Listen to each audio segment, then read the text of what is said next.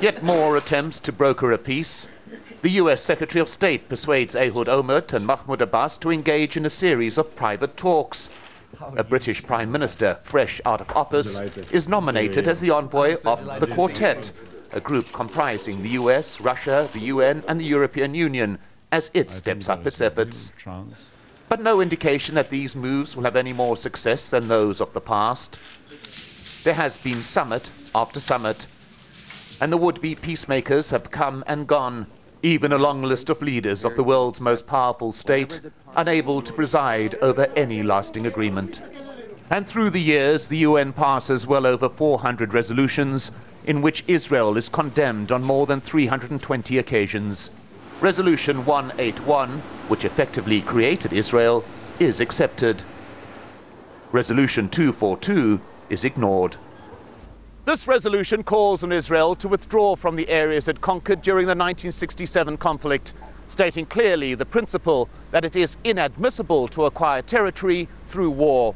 An end to the occupation, says the resolution, could be the basis of a just and lasting peace. Any brief flickers of hope in the ongoing process soon dampened.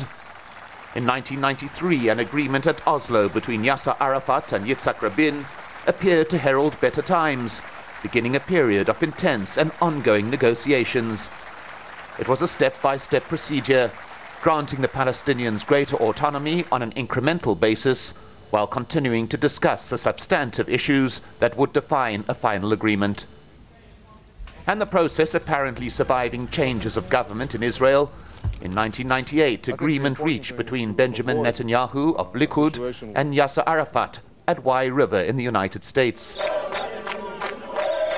Then in 1999, Labour returns to power, and another Israeli leader in the Rabin mold comes to the fore. Ehud Barak engages in the ongoing process. And the following year, President Clinton persuades the Israeli Prime Minister and Yasser Arafat to meet at Camp David. The talks ended in failure, each side apportioning blame on the other. Clinton's dream of clinching agreement in his presidential term evaporating along with the hopes of those who'd wanted peace.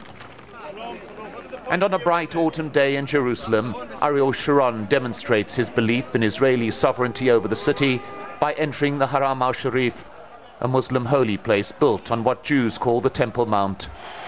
Within months, he has become Prime Minister, and hundreds of people have been killed in what was known as the Al-Aqsa Intifada, the vast majority of them Palestinian.